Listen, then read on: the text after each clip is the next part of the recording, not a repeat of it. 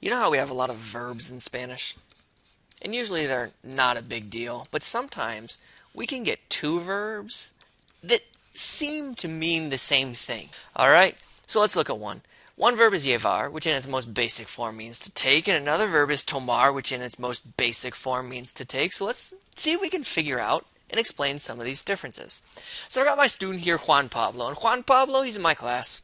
He's studying Spanish, he lives in Michigan, and it is cold and snowy. And he's like, Maestro, I need to get somewhere warm. I want to go on vacation. And so I recommend to him this wonderful place in Mexico called Tulum. But to get to Tulum, I told him, hey, well, first you have to fly into Cancun.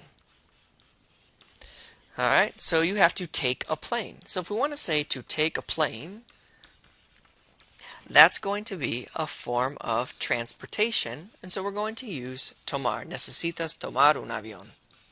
Right, maybe you're going to take Spirit or Delta or something else. I don't know. But I say, hey, Juan Pablo, as you're doing all of your research, figuring out what you're going to visit in Tulum, make sure to take your passport with you. Or, in other words, what you need to do is take it along with you. So you should pack it. Now, could you use tomar here? Maybe if you want to say like you need to take it in your hand, right? Have it in your little hand right here all day, every day. But that's not realistic. I think it's better just to use llevar, like take it along with you. Alright, so finally he lands. He's on his plane. He's eating some terrible food. Maybe he just skips the food because he knows how bad it is. And he ends up in Cancun, but then he needs to take a bus. Well, to take a bus, is that going to be llevar or is that going to be tomar? Well, again, that is going to take transportation, and we'll just put it right here. Tomar. Alright, he's feeling good. He's almost to the sunshine. So Juan Pablo gets off of the bus, and he's thirsty, and he sees a little taqueria, a little taco stand. He's like, oh, I sure could use something to drink. And so he walks in, and the waiter says, ¿Qué quieres tomar? What do you want to drink? Wait a second, maestro. I thought to drink was beber. Well, it is, right? But another way to say to drink or to eat something is tomar. And so, I don't know, maybe he orders a Coca-Cola.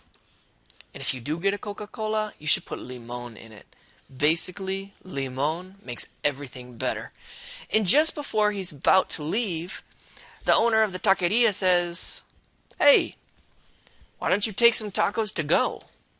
And in Spanish, to say to go or to carry with you to some place, we could say something like, oh yeah, I'll take some tacos para llevar. By the way, these tacos here, tacos al pastor, the most delicious tacos that you will ever eat. And he finally gets to the beach, and he's there. And he's having a good time because, well, he's not in Michigan. Let's make him a surfboard. And finally, do we know how to say sunbathe? Just a fun fact, that is tomar el sol. I don't know, I always think like you drink the sun. It's kind of a cool way to think about it, right? You take the sun. Tomar and llevar. We've got these two. They basically mean the same thing. How are you going to know when and where? Well, you could memorize this, or you could just go out and you could speak to some people. I mean, isn't that why you're learning this language? To practice? To talk? In the meantime, why don't you write one of your own original sentences, you know, down below in the comments. And maybe write it in English too, so we know that you did it correctly. And if you see somebody else's mistake, let them know. Help them out. Suerte.